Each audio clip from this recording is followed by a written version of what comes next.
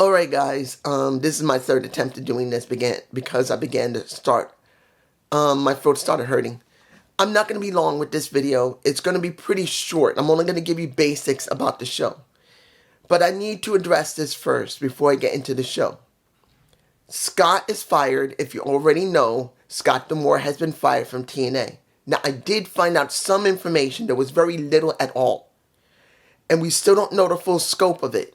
But this is what I have found, and I'll probably elaborate on it when if there's ever any more information in a gut report in the future, counting when my throat gets better and, excuse me, see, I'm coughing. And I can do a more detailed review, figure out what happened. From what I found in one site, about a month or so ago, Scott was slated to be replaced by an executive by Anthem. This isn't a work. This is a shoot. Like it was in ECW, where they had a representative that was just a representative. That was a work. In this situation, it was an actual shoot. Someone from Anthem was replacing him, an executive who had had 30 years in digital media, not wrestling, but digital media. And for what I could figure out so far, it's still very early, Scott made the decision to go to a bank and to get a loan to try and purchase TNA.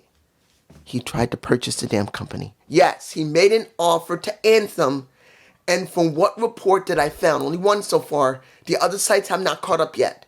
I only found one report, and from what I can tell, it's the only one. I think it was 144 Mania, I think, because I went through 8 different sites to look up anything, and only found one report, but by now all of them probably got it.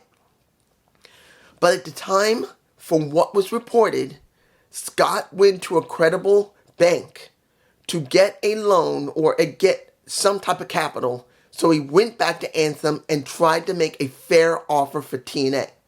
It was a substantial one. It was not small. It was a fair offer that they refused. Yes. Anthem probably could have sold TNA to Scott D'Amore and he would have been the owner. They flat out refused. Then they fired him.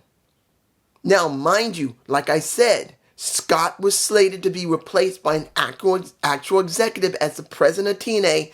At least it was slated, the decision was about at least a month or so ago that he was going to be replaced. The rest of the roster did not know anything, and that's where it is right now. Except for a meeting that the new president, I don't know his name yet, he's already made a meeting with the roster, and from what I understand, the roster's not happy. They're angry. They're shocked and angry, from what I can understand. Like I said, if there's any new information, I'll make a more elaborate report on it. Excuse me. I'm trying not to cough. But that's what we know at this time. Scott was slated to be removed from TNA at least a month ago. It had not happened yet. And within that month, it looks like he tried to go to a bank and purchase TNA. From what I understand, that's the only information I got so far. There might have been about creative or something, I don't know. The article is very brief, but this is what we know. Now, let's get into this show. I'm going to make this simple for you. I didn't like this show. It was not the appearance of Simon Gotch. I know one person said Simon Gotch is going to show up. It's not about him. It's not about Trinity showing up. It's not about the storylines. It was not about the fights or the matches. It was the production. If you didn't notice, production was shit. Camera work was complete, total, and undeniable trash. There was only one segment that looked good, and that was PCO versus Khan after he destroyed the jobbers. Other than that, every camera shot was trash. The hard cam, try not to cough. The hard cam, if you guys don't understand, I'm going to say this before I get to some of this stuff. I'm not getting everything. But I want to make it clear to you. To me, as a guy who's been watching wrestling since he was 9 years old in the 1970s, to when he had to stop in the 90s, a little bit of wrestling in between, like maybe once every month or two, because I was married, I was working, my wife didn't like wrestling. till I went back to in 2003. I've been watching for nearly 40 years. Almost my entire adult life, I've been watching wrestling, except for roughly 9 to 10 years of that life. I'm 53 this year, coming. I've been watching wrestling for more than 40 years, more than most people have been alive. And I can tell you, the work here is garbage. They were focusing on asses. The hard cam, which is a camera that they face straight, normally does not zoom. It does not pan.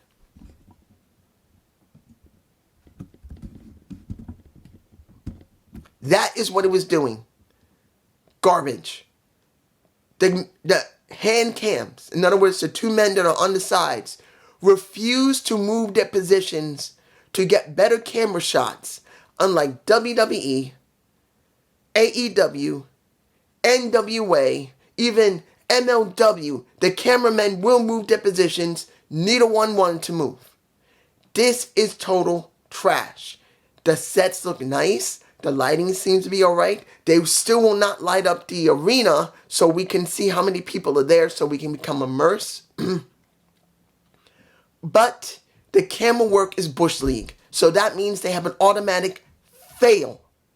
Flat out. If anybody says, hey, the people at the show liked it, who gives a fuck at the people at the show? Who gives a fuck? They can go on Twitter, well, ex-Twitter, and say any shit they want. The majority of the people that's giving them money is on what you're watching me. Here, do you see this? If you cannot film correctly, the people at home who are paying you either $4.99, $9.99, or if you want to be a TNA Plus for the entire year and get everything, almost $220 is watching this. It's bullshit. And if you try to tell me, dude, that the guys are having problems, no. They've had months to work out the new camera work. Months. They said they were getting new sets. They said they're going to get new equipment. They got their new equipment. They just don't know how to use the bullshit. I'm just saying. Now, Skylar and Chris Sabin was okay. It wasn't bad, but knowing that this was sponsored and paid for by, I like to call him Mustafa Ali, even though he's Mustafa Ali. Mustafa. Excuse me, I'm beginning to cough. Excuse me. Trying to say not to cough. I'm still going to call him Mustafa because he sounds better that way. Mustafa Ali, not Mustafa. Well, sort of not bad either, but you get my point. Seeing that it's Mustafa Ali who basically paid for it, and Ali we trust, I like it. Rematch. Zaya Brookside versus... this basically is a best of 3. Because right now, it was a good match, but Tasha won. So now they're going to do a rubber match eventually. Maybe at No Surrender. I think that's the next pay-per-view. Well, Impact Plus show. Bayley versus Wentz was unwatchable. Excuse me. I'm sorry if I'm coughing.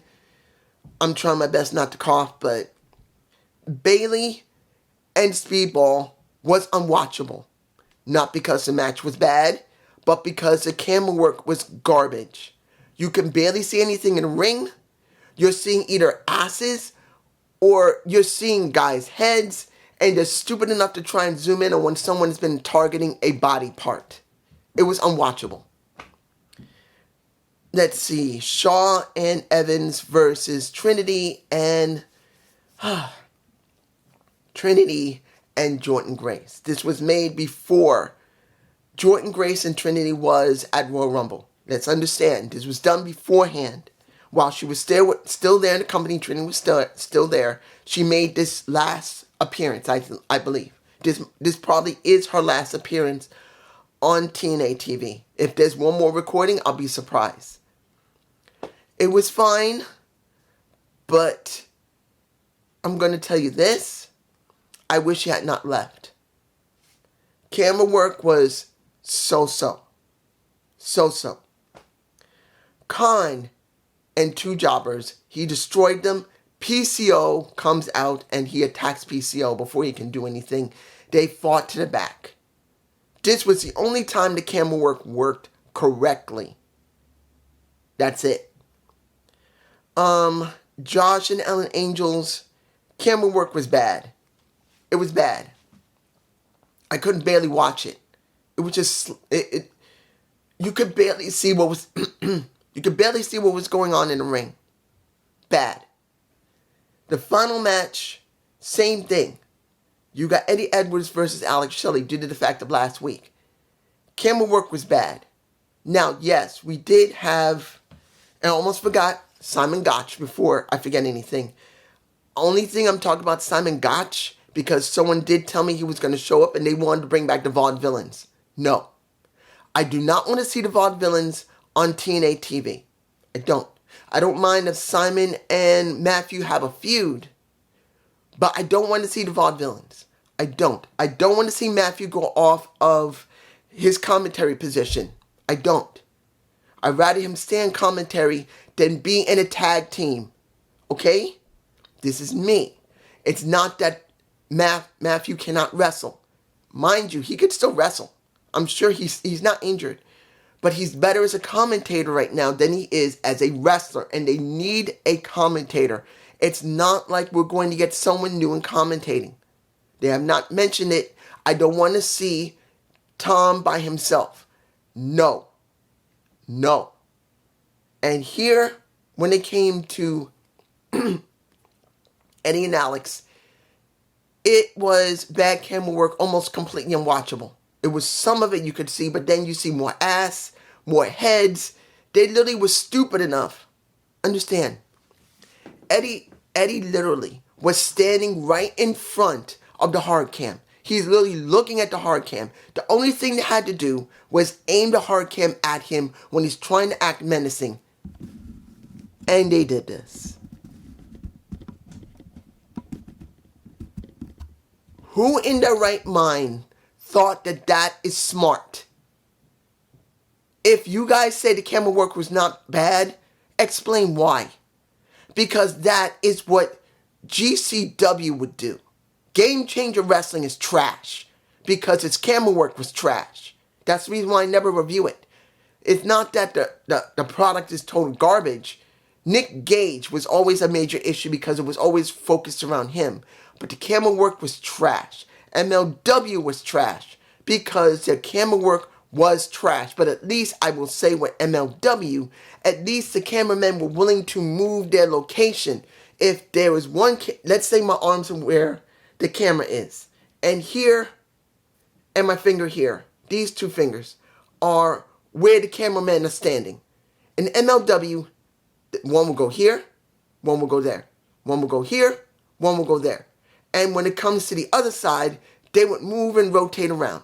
And then they would go back. They didn't do nothing. The cameramen in TNA stood right here. Even the overhead cam saw them overhead like this. Not moving. What the fuck? What is that? You only have two men that's got to do the job of three. Why the blue fuck wasn't there any movement? Are they that damn fat they can't walk? Because they're big men. They weren't small guys. Those guys were big guys and you could see the freaking fat bellies on them. What? They have bad legs and they can't walk? I'm gonna be mean. I don't care. I don't care. Because we were told that TNA was gonna be totally new. Totally brand new. Freshly minted. Supposed to be great. Really? We're barely even a month in. The camera work is trash again. And worse this time, now that Scott D'Amore is gone. And we still don't know the full scope, even though the article, like I said in the beginning of this, said that he literally tried to buy TNA, getting money from a bank, a legitimate offer to Anthem, and they flat out refused. And it was right after he found out he was going to be replaced. I have no idea what's going to happen to TNA. But I will say this before I do a gut report on this. Excuse me. What did I say about Ari Emanuel? If you guys see my gut report on Ari when it comes to The Rock, Ari is going to do whatever it takes to make TKO WWE as rich as possible and beyond. JD and Alex keep thinking about WrestleMania. Ari Emanuel doesn't give a fuck about WrestleMania other than making sure it's big enough that a good profit is made. He's thinking about the future. He doesn't give a damn about the fans. He cares about making as much money. And if it goes against the fans, he doesn't care. If it goes for the fans, he doesn't care. He's not a wrestling fan. And now this guy that was sent by Anthem, that is a shoot, to replace Scott, was scheduled around this time. Last month, he found out he was being replaced. He chose, from what I understand, tried to get TNA out of the hands of Anthem. And now he's gone. He's fired. And this new executive is in place who reminds me of Eric Bischoff, who took over WCW. How did that handle? Like I always said, businessmen are not wrestling promoters. They don't know how to do the damn job correctly. Vince McMahon, the most hated person on the planet, was a wrestling promoter who wanted to be a businessman and tried to run his company like a business and failed. Particularly became so selfish, he wanted to be, in his perception, what a businessman would do with a pro wrestling company. Now a businessman is running a pro wrestling company, TKO WWE. And now Anthem, in their incredible wisdom, decided that now TNA has gotten so strong enough that we probably don't need Scott D'Amore anymore. Maybe. Because we don't know if Scott has done something bad in the past. That's also a possibility why they're going to release him, and he tried to get TNA from them. It's a possibility. I don't think so, but I don't know yet. But the way it looks, he knew, like I do, when they replace him, it will be someone who doesn't understand the wrestling business, and he didn't want to see TNA get buried again like it was with Dixie Carter. So he tried to buy it and failed. They refused to sell him, and then they fired him. Now, mind you, if he did something like Vince or some type of dirtiness, that's understandable. That's the reason why they're going to replace him, and that's why he probably thought, I'm going to buy this company anyway. I made enough, whatever. But this is what we got. Excuse me. Peace.